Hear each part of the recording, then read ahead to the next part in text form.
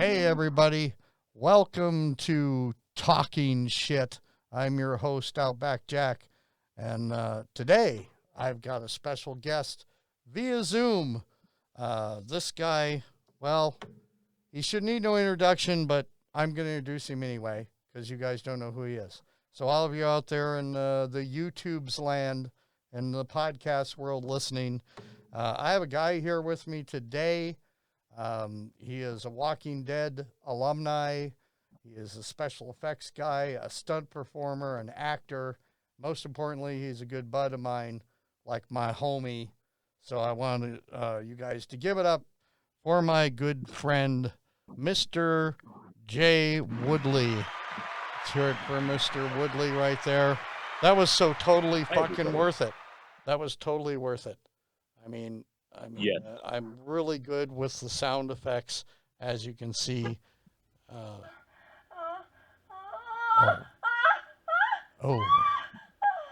my. Can you hear that? That was good. Yes. That was just for you, big guy. So, let's see. Oh, wait a minute. We got another cheesy sound effect. So let me give you the proper intro. Mr. Jay Woodley. You got to listen to this. Dun, dun, dun, dun. Did you recognize that one? I didn't hear it. You couldn't hear it. It was actually a friend of yours, Mr. Jeffrey Dean Morgan Negan. When I hit the button, it just said, dun, dun, dun, dun. You remember that one, right? I do. And then he's got Lucille on the gate and everything. So good times. So, Jay, really what I wanted to talk to you about first, if we can, was how we first met. And I find it really kind of crazy because, that was really crazy. well, I mean, you and I have should have crossed paths quite a while ago, because the more I get to know you and the more we talk, we've got all these mutual friends. Not only that, we've been in essentially the same place at the same time, and then just never crossed. And then we end up meeting at Topeka Haunted Woods at a haunted attraction. So I was at Topeka Haunted Woods being a FX guy for a little podunk haunted house there, and kind of a set designer and event designer. And they kind of told us ahead of time, like, oh, we got these dudes, they're from The Walking Dead. And, one guy's a special effects guy, and another guy is like a monster actor, which we're talking about Kent, right? What's Kent? What's Kent's last name? Is it Wag? I don't know if I'm allowed to give that out anymore. Oh, really? Okay. Well, I'll stop talking about Kent then. But anyway, he was there. And it was you, and then of course we had Jeremy Palco. Palco was there, one of the actors. And you know how it is, Jay. When you know you're going to meet somebody of some renown, you never know if it's going to go good or it's going to go shitty, right? I mean, some people are laid back and cool.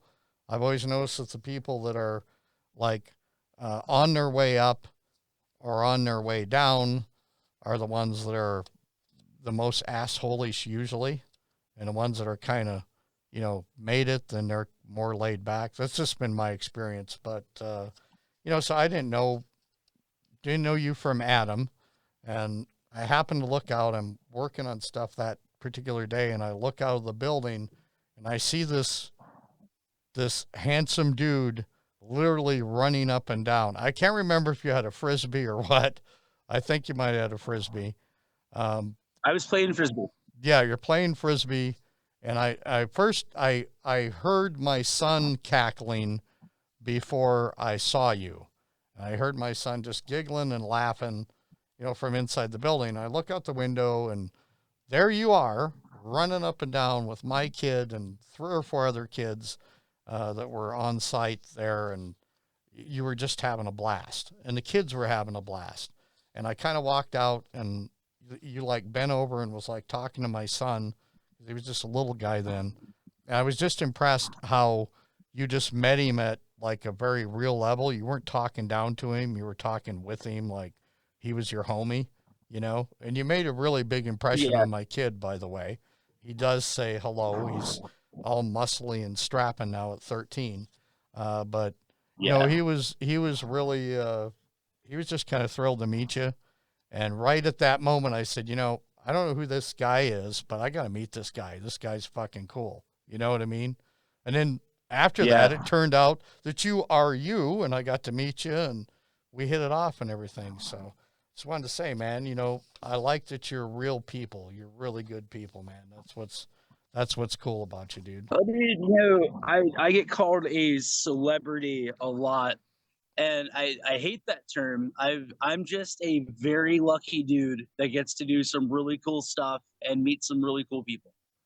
Like, it's not that big of a deal to me. It's just a job. Yeah. Yeah. And I do my job very well, and I get to do a lot of cool things because of it. Like coming to meet you guys, I wasn't supposed to be there. That was completely last minute. Well, I'm really glad you were there, dude, because, you know, I feel like we do have a cool connection, you know, like we do. Like sure. you're like my other brother or something, you know. It's pretty badass. And I feel like, you know, you talk a lot about Norman Reedus, and of course Jeffrey Dean Morgan. Of course, you know, for those of you out listening that maybe aren't Walking Dead fans, I don't know why you wouldn't be, but if you lived under a rock, you know, Norman Reedus plays Daryl, and of course Jeffrey plays Negan, like two of our favorite characters from the show. Although there's tons of great characters on the show. I'm still in love with Michonne, by the way. I mean, I'm mostly in love with my fiance, but part of my love has to be for Michonne because she's like a total badass. I just love that chick. But anyway, what I was saying was that, you know, from what you tell me and from what I've heard from other mutual friends is those guys are very much have the same attitude that you have, that they're not celebrities. They just got a job, and, you know, they do it well. So I think that's pretty like cool. Norman, like Jeffrey and Norman, they're the two favorite people I've ever worked with. They're so down to earth about everything, and they love to play around and joke with the lowlights.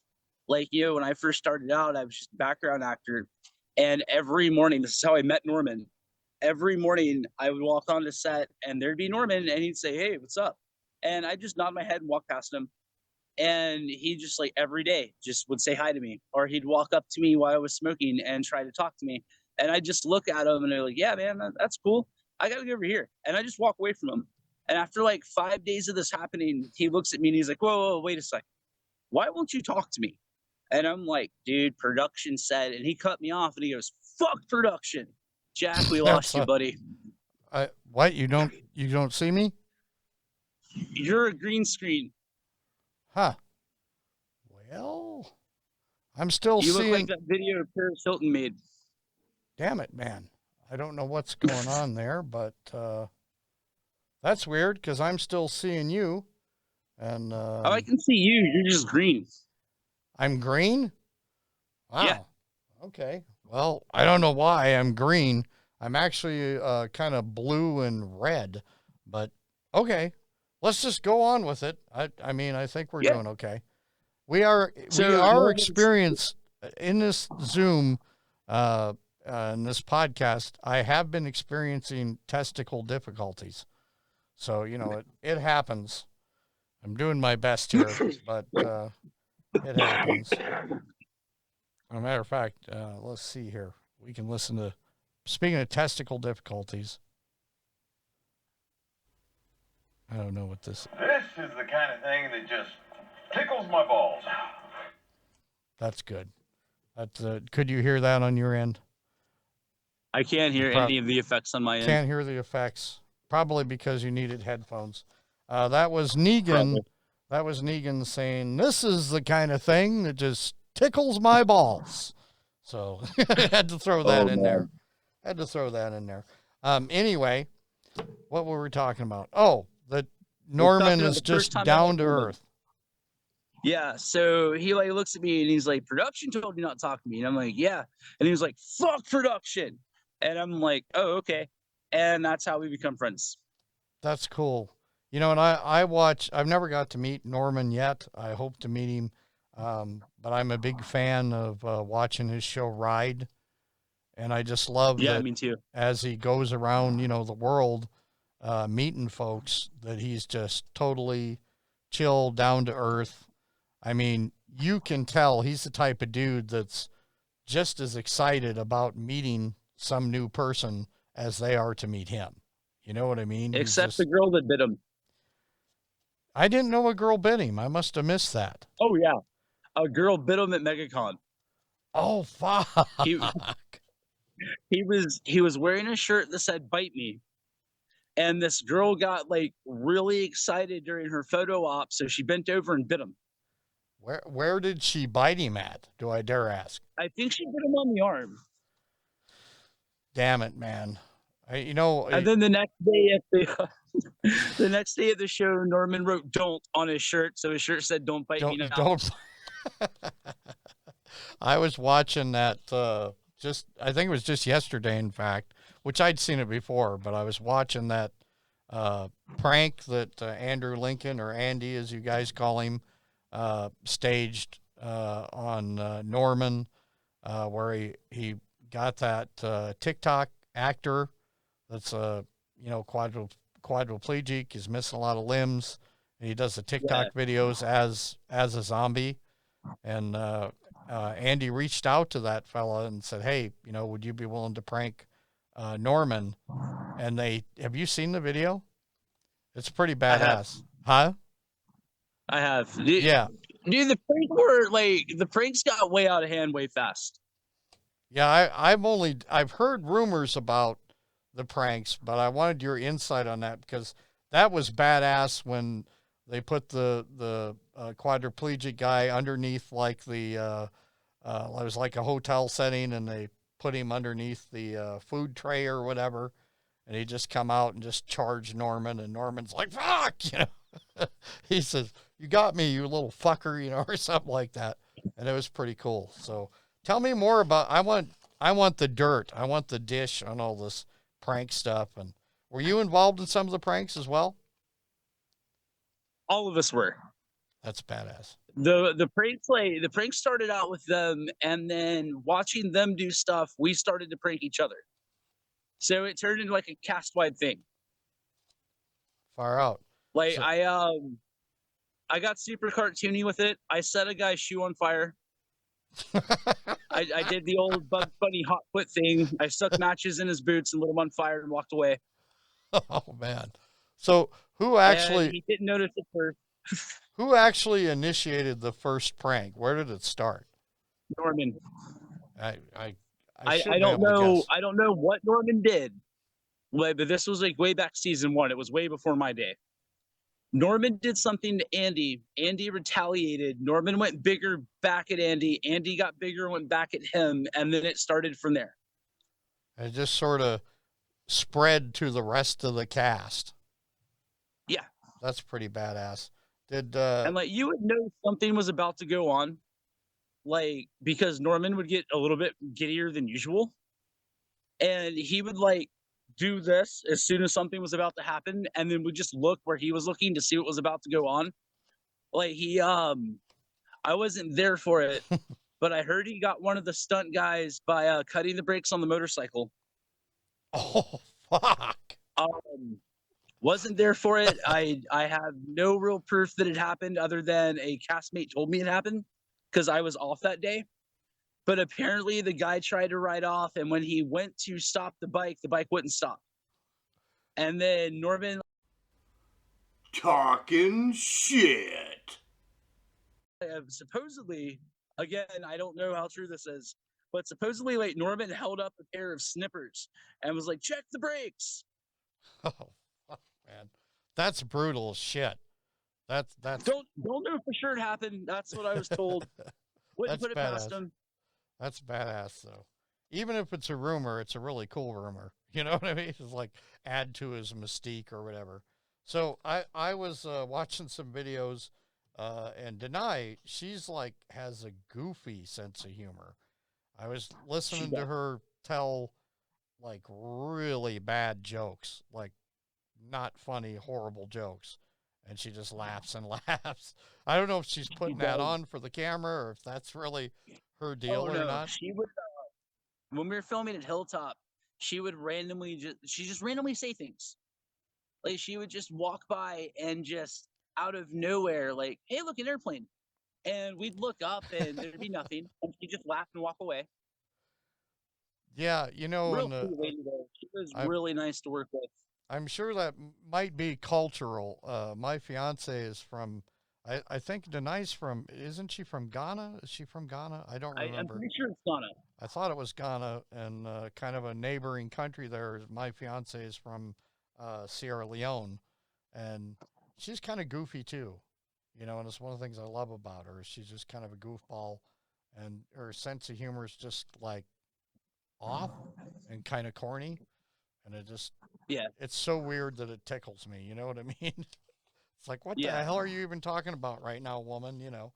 So, where are you at, by the way? I'm looking at this background. I'm in a hotel parking lot. Oh, far out, far out. So you're on the road, busy working and stuff. Yep. That's cool. That's cool. So, another really goofy one on set is Ross Marquand, who played Aaron. Oh, really? He's a voice actor. I didn't know that. He in one of the Avengers movies, he played Red Skull because he could do. I think it was Hugo Weaving that played him originally. Yeah, but he can do the voice perfectly. So they put Ross in the makeup and had him play Red Skull. So it wasn't uncommon to walk around the Hilltop set, especially around the house. And we'd be like upstairs on the top floor and we would hear like the most random cartoon characters coming from downstairs. And we'd go down to investigate and there's Ross just talking voices. Yeah, I had a friend like many moons ago, many years ago, a fellow by the name of Rory Pendlin, and he was called the Human Cartoon. I think he did a Showtime special back in the day, but he was like that. He was always, you know, if you turn around the corner, Yosemite Sam was cussing somebody out or something, you know. Yeah. And, I actually did a brief tour through Florida. My, 7 or 8 stints playing stand-up comic where I opened for that guy. And what I learned very quickly is in Florida, I had to like kind of, no offense to any Florida people out there, but back then I had to kind of like, the jokes had to be rather simple and dirty. The dirty jokes seemed to be, if you were vulgar, you got the laughs, you know, you keep it simple. That's what the folks like down there. So, all right, do you want to hear the most Florida joke ever? I do. And I'm from Florida. I'm allowed to say it. I know. All right, that's why I was giving Florida shit, Jay. I learned this from my grandfather when I was probably 7 or 8 years old. At 7 or 8 years old, you should not know this joke at all. Dolly Parton, and this is how dated the joke is. Dolly Parton and Princess Di both die and go to heaven. They're standing at the pearly gates, and God says, I can only let one of you in. So you're going to have to do something to show me you can get in. So Dolly Parton just rips her shirt up and shows God her tits. And God says, all right, nice. Princess, what do you got? Princess gets on the ground, pulls out a douche, and just starts douching the shit out of herself. God looks at her and says, okay, you can come in. Dolly Parton gets upset and says, Lord, why would you let her in? Princess looks back and says, royal flush always beats a pair. Oh, fuck me. That is absolutely horrible. I'm highly offended, as is my. I don't give a fuck. That was good shit. We'll keep that. That was good shit. I love it. Not a problem. Let's see. Do I have any sound effects left? Well, you can't hear the sound effects, which takes the fun out of them. I was trying to fuck with you.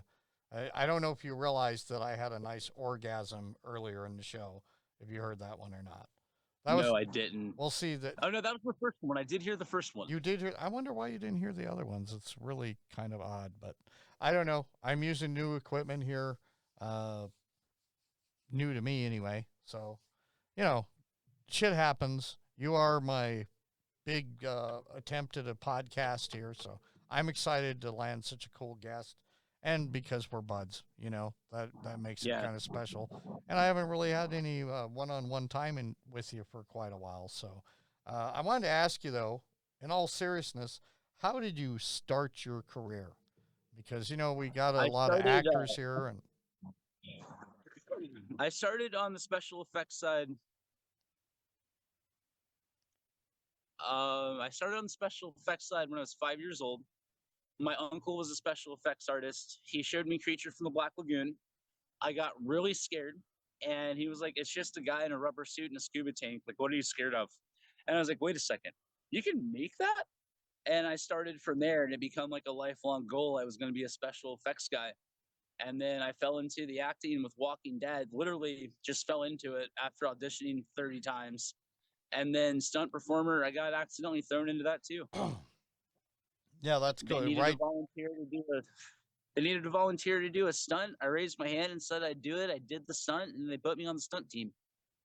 right place, right time. You know. Yeah. I mean, I've met so many actors and even, people that got into movies, directors even, that have kind of said, right place, right time. Uh, you can't beat that, You just happen to meet the right people and make an impression. But I think a lot of it has to do with, personality. Personality, Oh, I've said this to so many people that personality can often trump talent because I've got to do a lot of really cool shit when I wasn't necessarily qualified.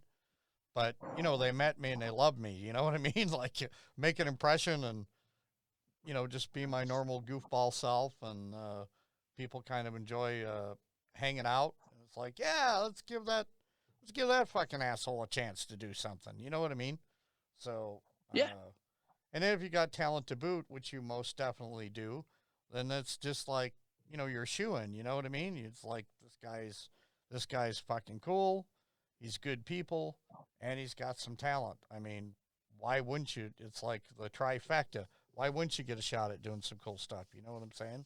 Oh, So, exactly. speaking of cool stuff, I've heard a rumor, Mr. Jay Woodley. Uh, I don't know what you can or cannot say, but I would love to have an insight on a little project called Florida Man. What can you Okay. tell me about this? Okay, so Florida Man is a series on HBO. It's real stories of shit that happened in Florida. So there's 6 episodes a season, and it's an anthology series. Each episode is a different story of something that happened.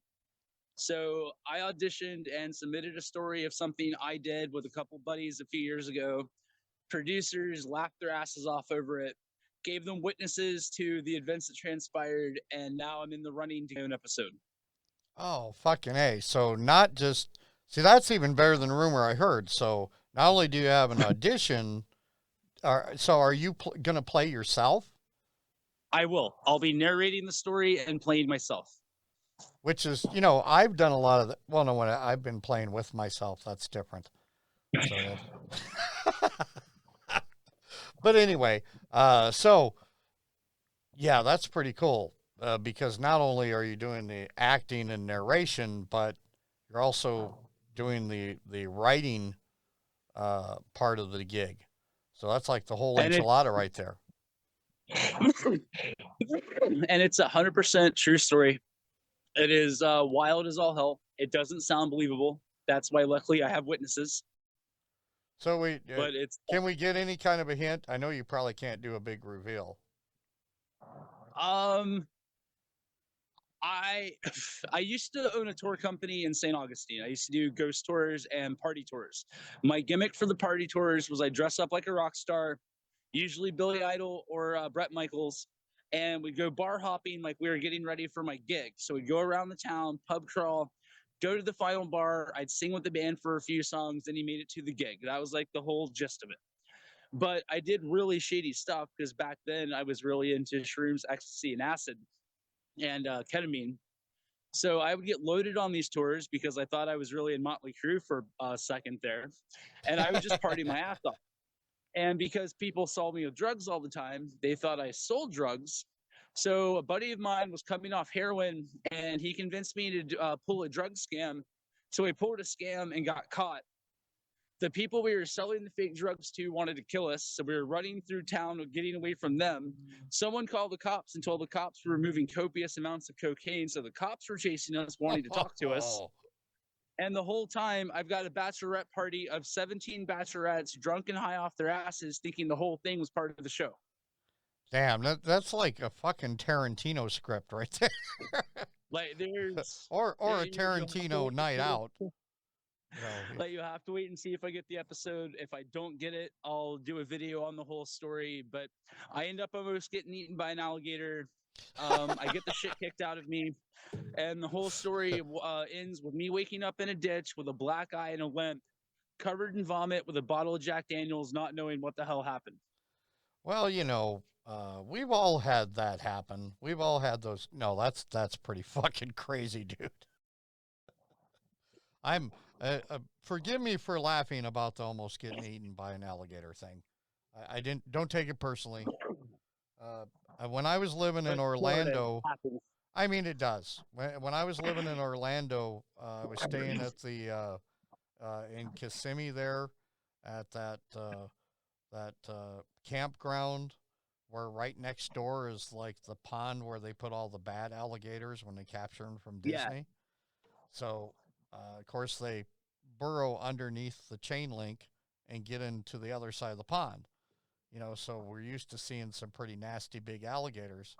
And one morning, I just get up and I'm walking outside, and this completely beautiful naked woman is just running like through the park, screaming, "Oh my God, it's gonna get me! There's an alligator! There's an alligator!" And I'm just like, "Oh shit!" You know, I'm like, "Where's the alligator?"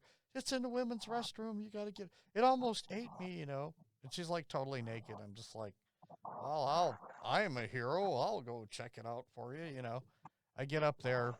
It's an alligator that's 7 inches long. I'm just like, damn, maybe I should just capture this thing, keep it in a bucket, and like throw it at her once in a while. Maybe she'll get naked and run around some more. You know, she was taking a shower. She left her clothes and everything because the big alligator was going to eat her. So you know, it's crazy shit. So I actually have a pet alligator. Oh, you do? I do. I have a nature preserve here in Florida. And at the nature preserve, there's an alligator that's lived there since I was at least 5. I named him Leatherhead. He's about 12 feet long now and just hangs out. Wow. So do you like hold the chickens by one arm overneath like they do at Gatorland down there, where they jump out of the water? Huh? I feed them marshmallows mostly. Really? I didn't know that was a thing. Gators love marshmallows. No shit. That's fucking crazy. I years ago I went to Gatorland or Gator World or whatever the hell it is down there, and there was a guy with a hook arm. He had a prosthetic arm, and he was holding these chickens with his other arm to where the gators would jump and grab these. You know, I mean, they're cooked chickens, obviously, but you know, or raw chicken, but I mean, they're plucked and everything. They're not like just beheaded or whatever. And they just like come up and I'm just watching this guy, and I got an opportunity to talk to him. I said, "Dude, you know, how did you lose your arm?" He said, "Well, a gator bit it off." I said, "Doing the holding the chicken thing?" He's like, "Well, yeah." I said, "Well, then why don't you use your fucking hook to hold the chicken in case it, you know, would grab you? You don't want to lose your other arm." He's like, "Oh, fuck that. These prosthetic arms are expensive." You can't beat that logic, right? No, not at all. It's like, oh, wow. Why didn't I fucking think of that? But yeah, true story, though. But anyway, so what's next for Mr. Woodley? I mean, you've got, you mentioned the Florida Man thing as a possibility. You got anything going in terms of spin-off shows or anything with the Walking Dead or anything like that? I'm not at liberty to really talk about it, but there is a rumor going around that I can talk about because it's been released already. A certain leader of the Saviors gets Lucille back in season 2. Mild spoilers, but the story's already been broken weeks ago because there were set photos of him with Lucille. But there's a rumor going around that he might have a new group of people with some familiar. Oh no. I think our podcast ended simply because I'm on a 40-minute time limit or something. Damn. I can't believe that 40 minutes already went by or whatever it's been. We did start a little bit ahead of time working out the technical difficulties. That's a damn shame. I could talk to Jay all night. But anyway, Jay, I know that our conversation got cut short here, but dude, you're a good friend. I really enjoyed talking to you tonight, and I've enjoyed our time together when we've hung out in the past. And we'll have to wait for next time to hear more about more Walking Dead updates and so forth. Just got to say, man, you're a cool dude, and it's been good to know you. And thanks for joining us on the podcast. For all the people out there listening and watching on the YouTubes, I want to thank you guys for tuning in. And I guess because the video portion ended, you don't want to sit here and look at my dumb ass all night. So I'm just going to end it right here. So thanks for tuning in to Talking Shit. And we'll see you next time. All right. Peace out. Later.